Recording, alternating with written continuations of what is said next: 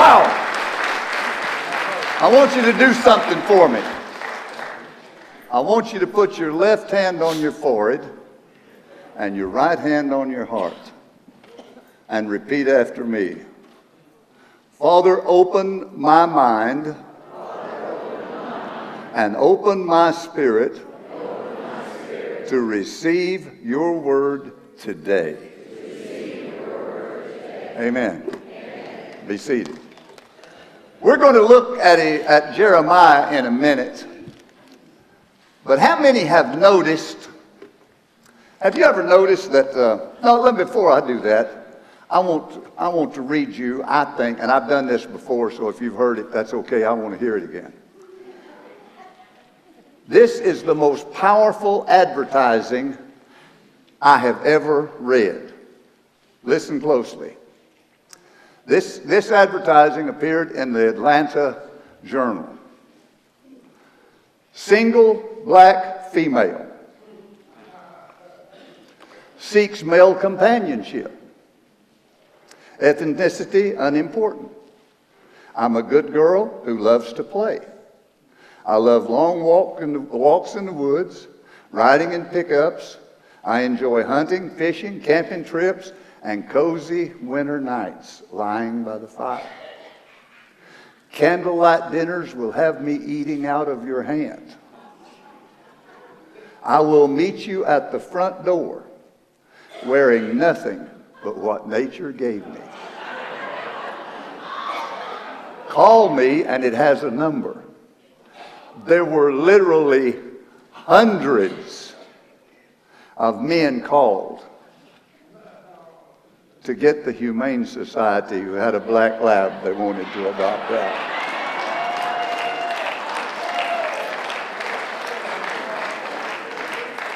I get a kick out of that every time I read it.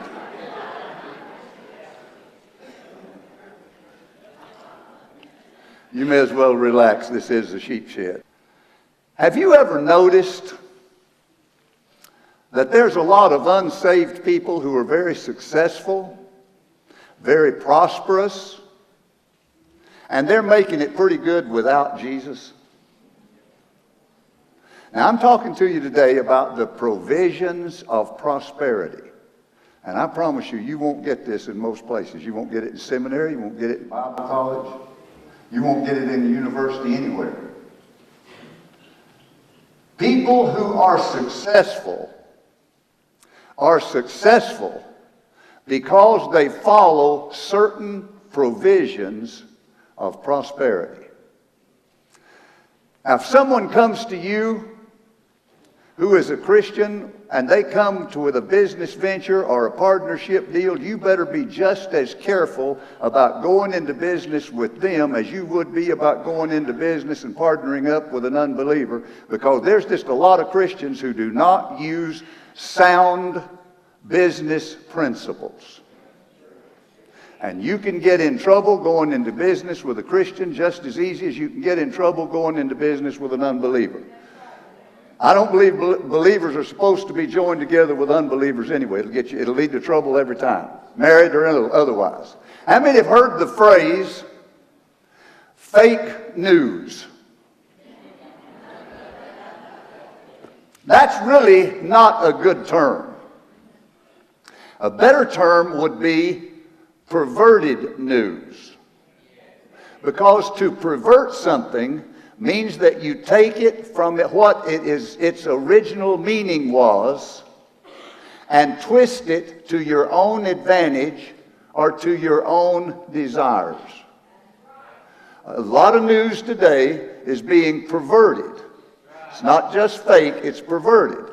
Now, Paul ran into that. Now listen, don't fall out with me. There is a lot of fake, perverted gospel that's being preached today. Paul ran into that. He talks about it in Galatians. He said, there are some among you that's preaching a gospel that is not, it's another gospel. It's not the gospel of Christ. It's something they have perverted. They're perverts. They have perverted the gospel. They've changed it from what God intended and used it to their own advantage. Now, there's some teaching today. I was flipping through the religious channels, and I rarely ever do that, but I ran across a man that I've known for over 40 years. And he was talking about, he was raising money, and he was talking about sowing seed. And he was trying to get people to make a monthly pledge that they would sow seed every month in that ministry. And if you do that, then you're going to get a new house. You need a new house, paid for, new cars. Everything is you're going to have the Midas touch. Everything you touch will turn to gold. Well, I'm going to tell you what, church. I know a lot of Christians have the Midas touch in reverse. Everything they touch turns to mud. This is also the same guy that I heard some time back talking about your credit card got you in trouble. So use your credit card, put $1,000 in this ministry, and use your credit card that got you into trouble to get you out of trouble, because all you got to do is sow seed. Now, you don't have to be too sharp. You don't have to be the brightest light in the chandelier to know that if you don't sow seed properly, it's not going to produce anything. If you don't prepare the ground, if you don't know when to sow it, you sow seed in the wintertime, it's not going to grow. You get out on the freeway and start sowing seed up and down the freeway, it's not going to work. If you don't care for the crop, you're not going to make a crop. Now, they're preaching something that's a perversion of what God intended. Now, please don't fall out with me before we even get started here. You sow in the wrong place, you may be giving, but if you give in the wrong place, in the wrong way, you may as well be poking cheese down a rat hole. Because it's not going to come back to you. We can live here in this four-state area and never know some of the wealth that there is in this world. I mean, there is some wealth out there that would stagger the mind. Most of us don't think in terms of $250,000 or $300,000 automobiles, much less 4 or 5 of them. We don't think in terms of $10 million or $40 million homes, much less 3 or 4 or 5 of them. Winter home, summer home, one in the mountains, one on the beach, one on the islands.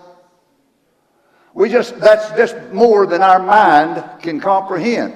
It's enough to make you wonder, Lord, are we really on the right track down here?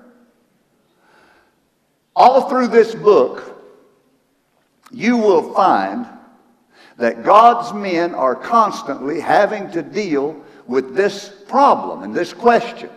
Why do the wicked prosper and God's people go in want? I went through 12 of them and I quit. I said, that's enough. Psalm 70, the 73rd Psalm deals with that quite in depth. And the psalmist declares, I observed the prosperity of the wicked. But Jeremiah the prophet, he liked to got in trouble with this thing. I mean, he liked to lost his papers. I mean, God's about ready to pull his credentials. Hello. Jeremiah in chapter 12, verse 1 and 2. I'm gonna just give it to you, not the way he did it, but I'm gonna give it to you this way. Jeremiah said, God, I want to debate an issue with you. I know you're supposed to be just and righteous, but I'm not seeing any justice here, God. I want to debate this with you. Why do the wicked prosper? You plant them, they take root, they bear fruit, you're on their lips, but you are far from their heart. Now let's break it down in a little more modernistic terms. He was saying, God, you're going to have to explain this to me. We're going to debate this issue. You better give me a reason. Here we are chugging along, broke down on the side of the road. And that wicked bunch just flew over in a private jet. They drinking, cursing, got somebody else's wife with them. They're always talking about you, but it's cursing you. You're on their lips, but you're far from their heart. God, we're going to inherit the earth. We're going to change things. Well, you've sure got a strange way of going about it. Now that's Jeremiah. That's Mack's version of Jeremiah. Here's the message. There are provisions of prosperity. There are the laws of creation that God set in motion when Adam sinned. And he talked about, in creation, he talked about everything that God created will bring forth after its own kind. That's the law of creation. You don't plant watermelons and grow potatoes. Natural laws are laws of property. You're going to reap what you sow. But you got to sow something. And then there are the spiritual laws. The laws that say you give and it will be given unto you. Now I'm going to clarify these. But before we do, I want to settle something. How many of you believe that God wants you to prosper? Okay. 3 John verse 2, very clearly. I'm going to give you 3 verses here. He said, Beloved, I wish above all things that you would prosper. That is financial prosperity. And be in health, physical prosperity, even as your soul prospers. He wants you to prosper in every area of your life, body, soul, and spirit. Malachi, he said this, bring you all of the tithes into the storehouse. Now listen, he said, when you do that, I will open, he didn't say send it to some TV preacher. If you're sending your tithes to them, you be sure you call them when you need the preacher. Don't call me. I'm not coming. And I'm not sending anybody. You're going to send them your tithes? Call them when you need a wedding. I'm sure they'll fly their private jet in, take care of you. Need a funeral? Call them. I would say dump them in the ditch.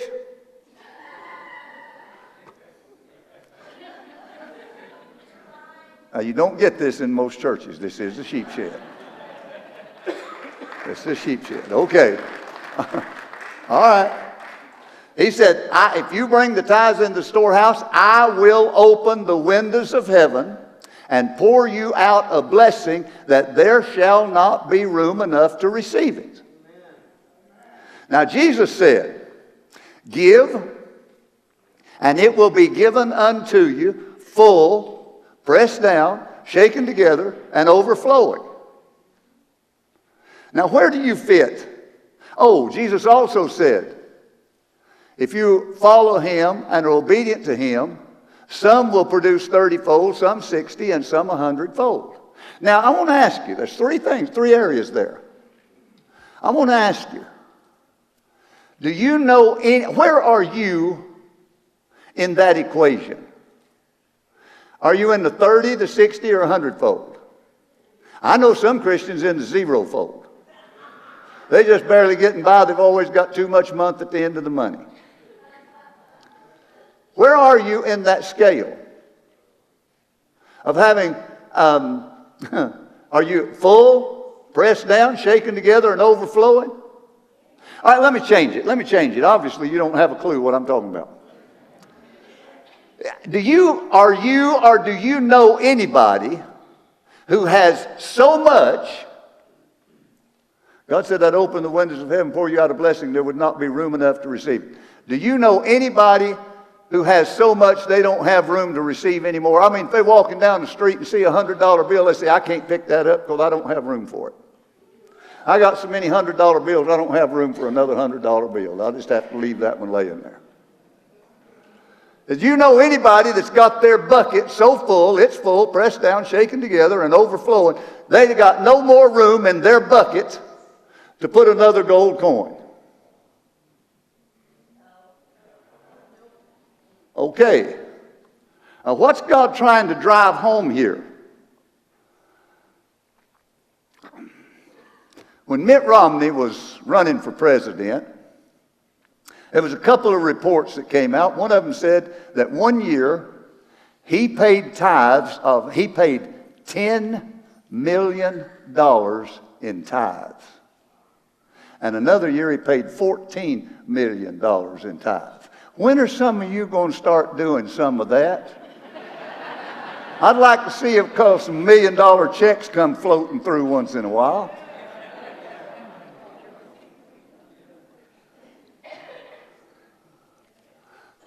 See, I just blew your mind. You just blew a fuse. Circuit breakers went click, click, click, click, click, click. Would there be anything wrong with a Christian having $1 million? Would there be anything wrong with a Christian having $100 million? Would there be anything wrong in having two $100 bills at the same time? Would there be anything wrong with a Christian having two $100 bills at the same time? That'd just blow the socks off of some of you. I mean, if you had two $100 bills at the same time, you'd think you was King Tut.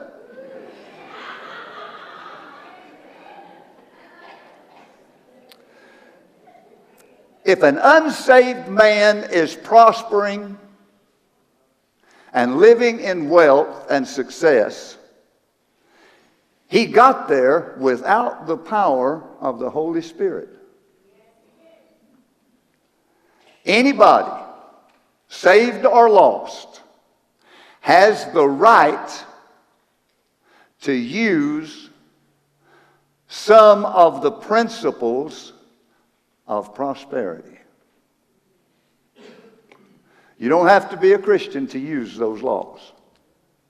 Now, there's a thing called property rights or natural rights, natural laws. That just simply means the resources belong to the man that owns the property. If you own the land that has oil on it, the oil company will buy the oil from you whether you're saved or lost. They don't care. If you have timber on your property,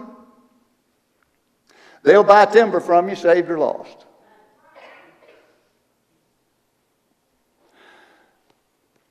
I'm tempted to use myself as an example, and I always hate to do that.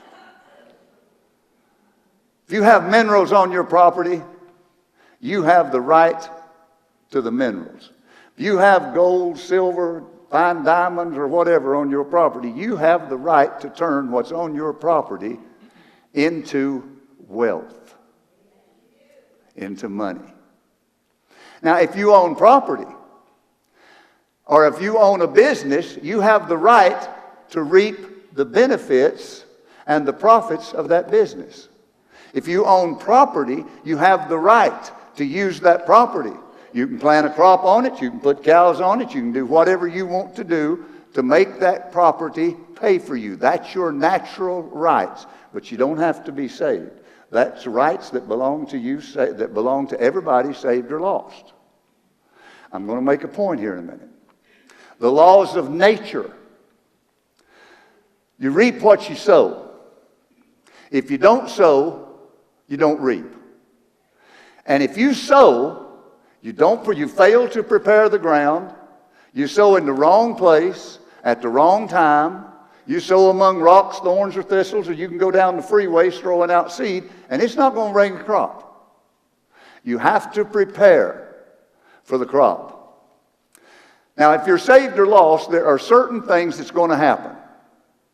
If you take certain actions, saved or lost, all right, if you put a match to gasoline, you're going to get a fire, saved or lost. This natural law. Gold right now is worth about $1,250 an ounce if you're lost. How much is gold worth an ounce if you're a Christian?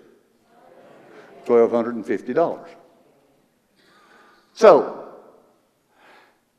I remember several years ago I encouraged people to buy some gold, buy some silver. You could buy gold for $300 an ounce. If you'd bought several ounces, right now it'd be worth $1,250 an ounce. I encourage people to buy some silver. Some did, some didn't. You could buy a bag of silver coins, which is 90% silver, a 1,000-ounce bag, for about $300 or $3,000. Right now, today, it's worth about $15,000 to $16,000. I told some, in fact, one of our men here bought some bags of silver when I was encouraging them to buy it for about $3,000 a bag. When silver went up to $40-something, $30-something, $38, $40, he called and asked me. I said, well, I'd sell some of it. Don't sell it all, sell some. He sold some for a lot of money. Are you hearing? You have the right, to use the property that you own and to use the provisions of prosperity, whether you're saved or lost. Now, someone wants to hire, are you hearing? You sure are quiet. Someone wants to hire an electrician. You're a Christian, you're a tither. You love God, you go to church, you pray, you help old ladies across the street, but you never took time to learn how to be an electrician. And some pagan walks in who knows how to be an electrician. Who do you think's going to get the job? I mean, you can go to church, you can apply for the job, you go to church and pray. Oh, church, pray for me. I applied for a job of electrician making $40 an hour. Pray for me, I get the job. Do you know how to be an electrician? Don't know nothing about electricity except it'll bite you if you touch it. You can pray, you can pray, but you're not going to get the job. I'm just giving you some practical things, church. I hope you grasp it. You can't just pray yourself into a job as an electrician making $40 an hour if you don't know how to be an electrician. You can't send seed money to a preacher and expect God to chunk off a piece of gold and float it off down to you just because you need something. It just doesn't work that way. He gave you some laws that if you function in those laws, He can cause you to prosper. If you don't, you're not going to prosper. I don't care how much money you send anybody. God has some labor laws, and this is what he referred to earlier, but He has some labor laws that He set in motion when Adam sinned. He said, by the sweat of your brow, you'll earn your bread. By the sweat of your brow, you get to eat. It has something to do with working. He said, Adam, you're not going to lay up there in the garden and under the shade now. You could have done that before, but now then you can't. If you want to eat, you got to work. Now, you don't eat, he said, Adam, you don't eat because you're hungry. You eat because you work to earn it. Now, I know we live in a society that says if you don't want to work, we'll feed you anyway. Put you on welfare, food stamps, give you a telephone and computers and all that other stuff. Low subsidized rent. Now look, I'm not talking about those that can't work. Those that are disabled, those that can't work, I believe they need a safety net and society ought to take care of them. I'm talking about the sorry, no good jokers that won't work. All right? Besides that, that's what the book teaches. If a man will not work, neither shall he eat. I'll guarantee you, you let some of them get hungry, they'll go to work. If nothing else, the government ought to provide jobs for them. They did that at one time. They were called CC camps. They didn't make a lot of money, but they made enough to survive on. In fact, Joe's daddy worked at a CC camp for a while.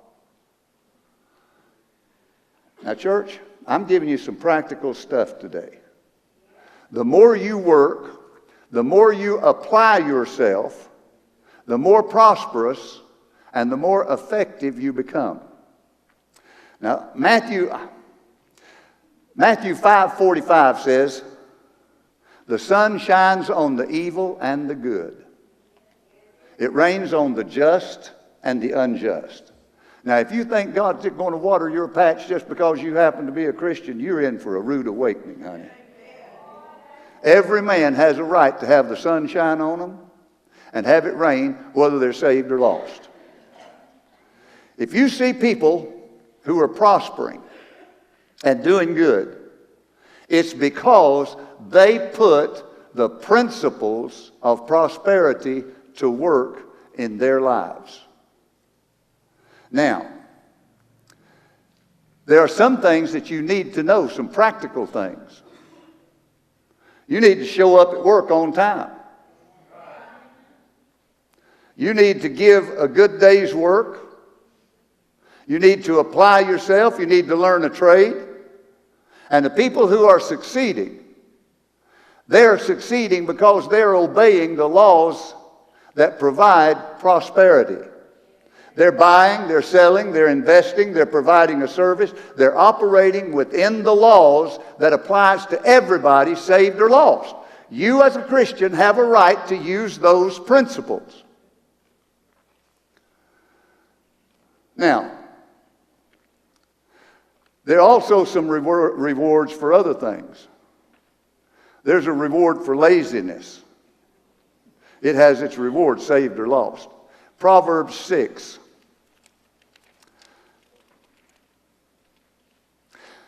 This is if you're lazy. I'm not talking to anybody that's here today. The only people I'm talking about are those that stayed home. Go to the ant, thou sluggard, consider her ways, and be wise. Having no guide, overseer, or ruler, they provide meat in the summer, gather food in the harvest. How long are you going to sleep, sluggard? When are you going to wake up out of your sleep? And so shall you, when are you going to wake out of your sleep? Yet a little sleep, a little slumber, a little folding of the hands. I think I'll just take a nap in my lazy boy. Look like a pyramid propped up there.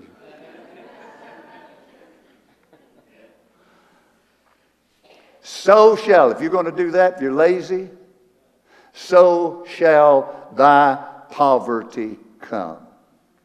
Laziness leads to poverty.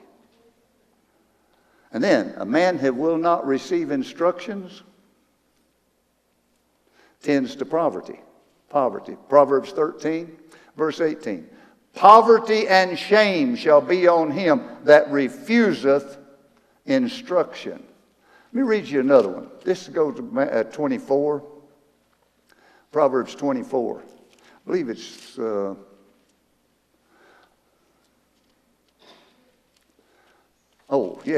verse 30. Proverbs 24:30. I went by the field of the slothful, by the vineyard of the man void of understanding. And lo, it was grown over with thorns and nettles.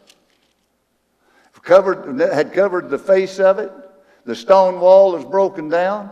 And as I looked, I considered it well. And I looked upon it and I received instruction. And I realized, yet a little sleep, a little slumber, a little folding of the hands in sleep. So shall thy poverty come. Now, back to prepare. You can sow all the seeds you want to. But if you're lazy and you won't work, you're probably not going to get a crop. Are you hearing? Bad manager? Well, may as well read it to you. Proverbs 27.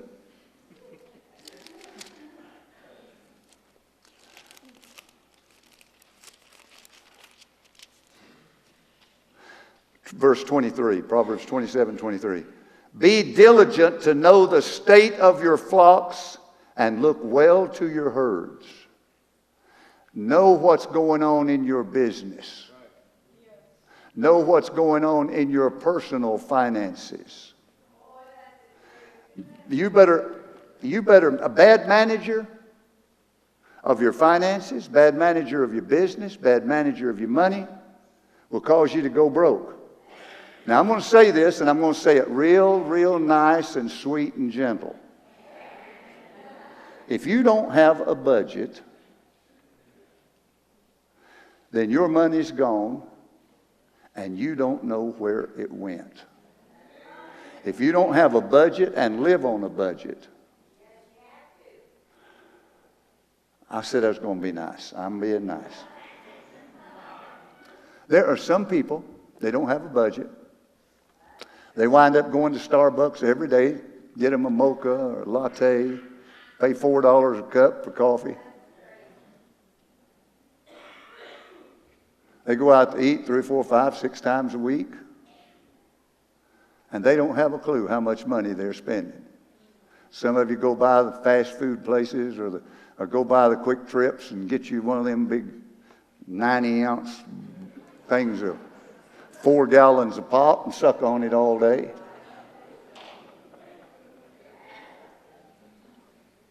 Do you realize you're not managing your affairs very well? You better have lots of money if you're going to pull that stunt, or you're going to go broke. All of these laws and practices, they will work or not work whether you're saved or lost. A man that's saved, he loves God. He's binding and loosing and praying and naming and claiming and gabbing and grabbing and blowing and going. He's showing up late for work. He's not prepared, looking like some sloppy mess, knowing less about his job than a lost man knows. And then he wonders why he's not prospering. And it doesn't make any difference. If you're doing that kind of foolishness, you can send all the seed money you want to send to your favorite preacher, and it's not going to produce a crop.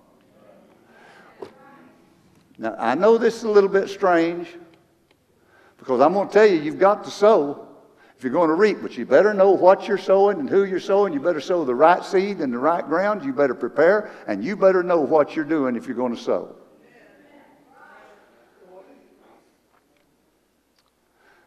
If there's no seed planted, there'll be no crop produced, saved or lost. Sloppy health habits, you'll have bad health, saved or lost. Violate the law of nature, you're going to suffer loss. Lazy will tend to poverty. Poor management, you'll live in poverty. No education, no skill, no good job, saved or lost. I'm just saying, if you ignore the provisions of creation and the natural laws, and you think that just because you're saved, that God's going to meet all your needs, all you've got to do is just pray, have faith, sit down, be lazy, do nothing, not prepare, and God's going to send you money out of heaven, you're in for a rude awakening. You're praying for some rich uncle that you don't even know you got to die and leave you an inheritance or something. Trying to scratch and win the lottery. That's why there's so many Christians who are living in mediocrity and poverty. They're not putting the laws of creation and the laws of natural rights into practice. We're supposed to be the light of the world. But the fact is, there's a lot of lost people outshining a lot of Christians. Lost people are lost. A lot of lost people are living in wealth and prosperity, and a lot of Christians are working for them for minimum wage. Now, there are some provisions of prosperity, but there will be no hundredfold saints. There'll be none that have their bucket full and running over. Just got no more room in your bucket. until there is a people. If you want to be one of the people, then you're going to have to put the laws of creation, the natural laws and rights, and then you have the advantage of putting the spiritual laws of salvation and the power of the Holy Spirit to work in your life. Be a man of your word. Be on time. Get an education. Learn a skill. Give good measure. Don't cheat, people. Don't be lazy. Get on a budget. Learn to manage what you've got. Well, Mack, I just don't believe any of this. I just believe that I can pray, have faith, and send my seed money, and I'm going to prosper and give myself into wealth. I'll tell you what, why don't you just pray yourself into a good law practice? Oh, you don't know nothing about law. You don't know anything how to build anything? Pray yourself into a good construction business.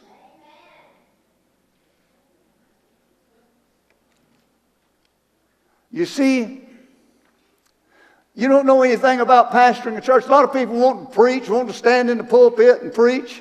They don't know anything about pastoring a church. They don't know anything about dealing with people. I'll tell you what, just pray yourself into pastoring, being a pastor of a great church. Please don't start and try to preach the way I do.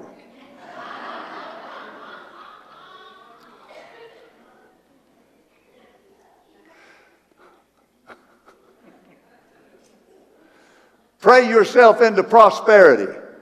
You show me your faith without your works, I'll show you my faith by my works. Now, folks, I'm telling you things that I have put into practice for over 40 years. I keep coming around to give you some examples.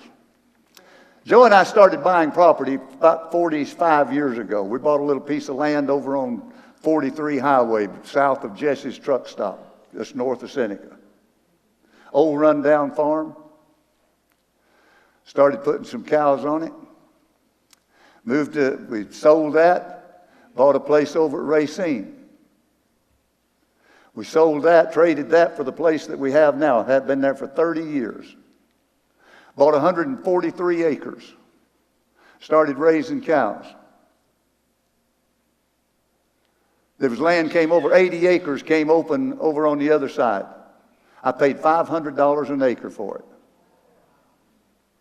There's 135 acres come open on the other side of me, and I paid $500 an acre for that. 95 acres came open. Now, this was 30 years ago.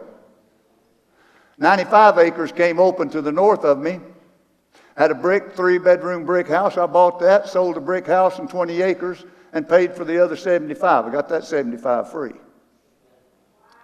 They then sold it a little while later and kept 10 acres and made a profit on it to boot. So all of us come out ahead on that deal. But I didn't just buy the land, let it grow up. I cleared the land. I worked. I put cows on it, paid for the property, paid it off, everything. Didn't owe anybody anything. I've sold timber off of that property. How many times? 3 or 4 different times. I recently, this year, decided I would sell some timber. And I expected to get maybe $30,000 for the timber. I wound up getting about 4 times as much as I expected to get. Now wait. I sold enough timber off of that place. Now, timber's worth a lot more now than it was then, and land is a lot more. But I've sold enough timber off of that place to pay for all of the extra land that I bought, not counting the 143 with the house and all on it. I had a fellow offer me $4,000 an acre for 40 acres. I wouldn't take it. Now, look, the only reason I'm saying that, and I hate to use personal examples, I didn't just sit back and send seed money. I worked. I applied the laws that God gave everybody to use. Now, I'm not broke. Most of you know I don't take a salary. I do this because I want to. This is what I do.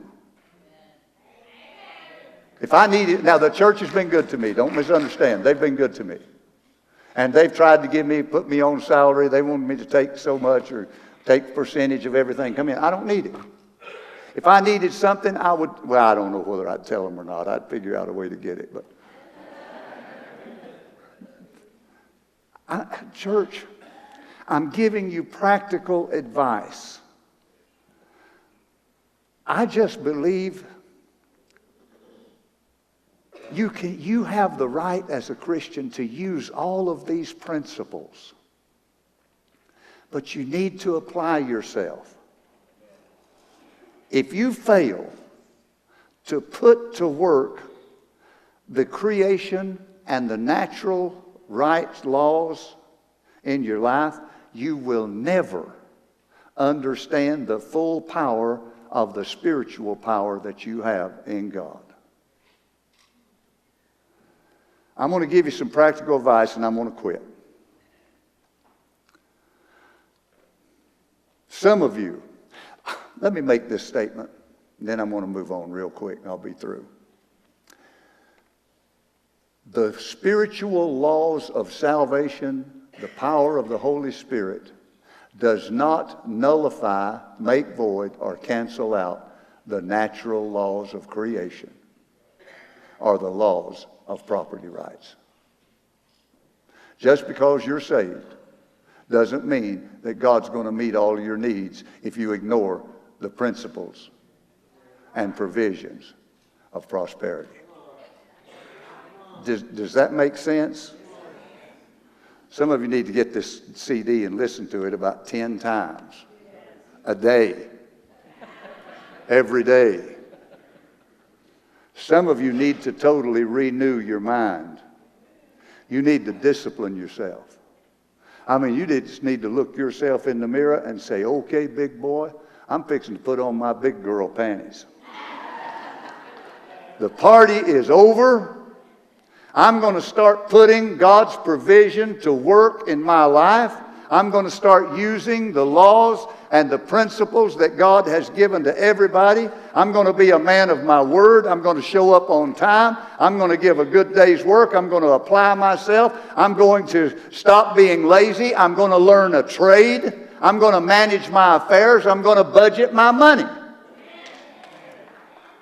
And if you're not saved, or if you're backslidden, don't let another day pass until you get things right between you and God. Now, let me give you some practical advice. Number one, nothing that I've told you will work until you do. Nothing works until you work. Be well kept. Take a bath. Brush your teeth. Shine your shoes. Nobody wants to be around you if you're smelling like a sweaty work mule. How many of you know you don't get this in most churches?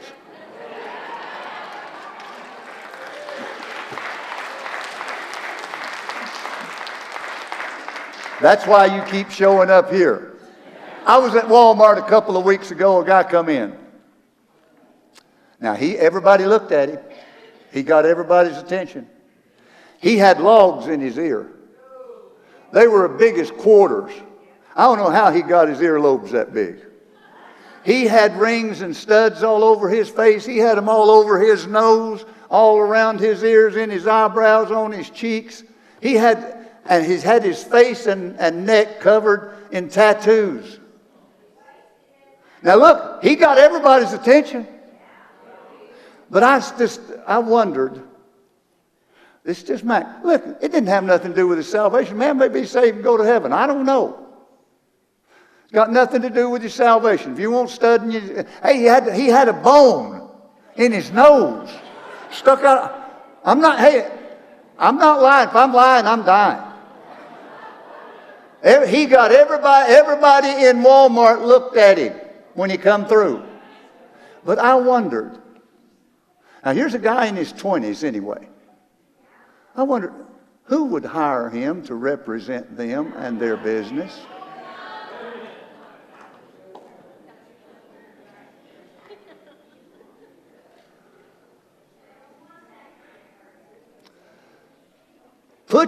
You better understand, church, there is competition out there. If you're going to play the game, you better be prepared to face the competition. Put yourself, are you working? Do you work for someone? Put yourself in the seat of the boss. What would you, if you were the boss, what would you be looking for in an employee? And are you doing what you would expect an employee to be doing? All right, let me change that. You're going for a job interview. And you go in with logs in your ears and bones in your nose and studs all over your face. He's not even going to waste his time. I'm sorry. He's not going to waste his time interviewing you. Put yourself, you're there for an interview, put yourself in the seat of the boss. After you've answered his questions, if he were to ask you, why do you want this job? What are you going to tell him? I'd say, I'll tell you what, I'd like to have this job. And if I get this job, I want you to know I will be early every day. I'll show up early and I will stay late every day. And I will check with you every day to see what I can do to make your job and your life easier. Because I want you to make money. Because if I make you money, then you will be able to pay me what I'm worth. I know that if I don't make you money, you're not going to keep me. So I'm going to be doing my best to make you money. And besides that, in 2 years, I'm going to be sitting in the chair you're sitting in. I'll tell you what, I'm hiring that guy on the spot. I'm putting his name down before he gets out the door. You better understand there is competition out there. You need God in your life. You need God on your side. And you don't have to be the brightest light in the chandelier to know that it's better to have God for you than it is to have Him against you. Close your eyes. Now, I don't want anybody looking for just a minute. I want you to be honest with yourself. How many would have to say, now listen to any one of these things that I'm going to say. If any one of these applies to you, then you need to make some adjustment. Not all of them, any one of them. Mack, I have not applied myself. I've been slack in managing my affairs. I don't have a budget. I have not prepared myself. I've been lazy. I waste way too much time on the phone playing games or on the computer. I have not worked like I should. But Mack, that's all over today. I'm making a new commitment to God, to my family, and to myself. This is over. I'm making some changes in my life. Now, nobody's looking, but if any of that applied to you, I want you to just slip your hand up. Come on, be honest. Now, everybody here, everybody else that doesn't have your hand up, you're doing all the things that I said all the way through this, and you're so blessed and so full you don't have any more room in your bucket to receive anything. So all the rest of you that's not got your hand up, that's what you're saying. Let me see your hand if you need to make some adjustments. That's a little better. Now, if you're not saved, put your hands down.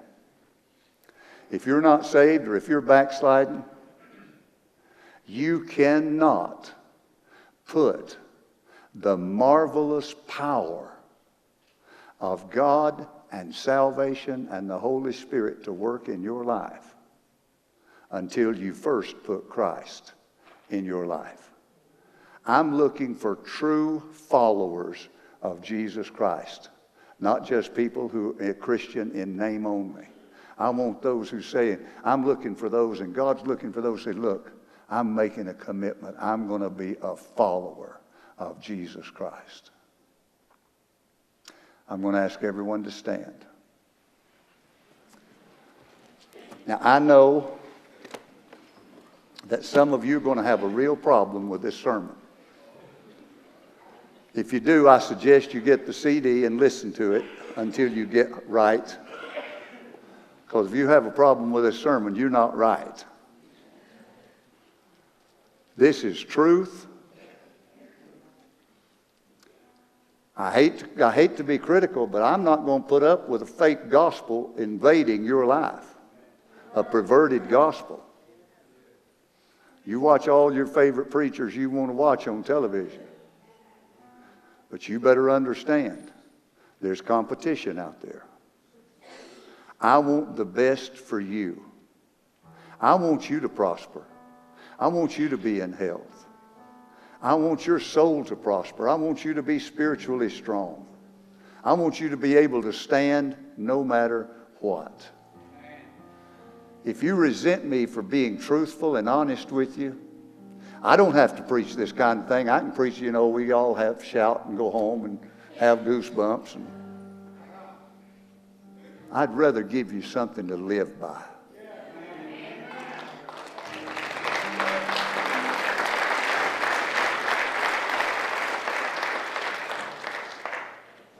As Tom and Jennifer found out, we may be the church with the funny name, but when you tell people you're a member of the sheep shed, I want them to say, wow, I like the product that's being produced there.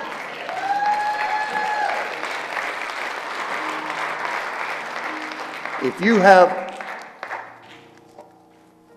I'll tell you what, I'm not even going to give an invitation. You know what you need to do. If you're not right with God, you find you somebody. If you want to be a member of this church, here's Byron and Linda right here. That's Byron. You see them. If you haven't joined, you're welcome here. If you can put up with me, I'll try to put up with you. But I promise you, I'm not going to change. If you need let's say, if you need special prayer, you come. I've got some that's wanting to come. If you've got have a special need, you come. If you want to just come, find you a place at the altar, you feel free to do that.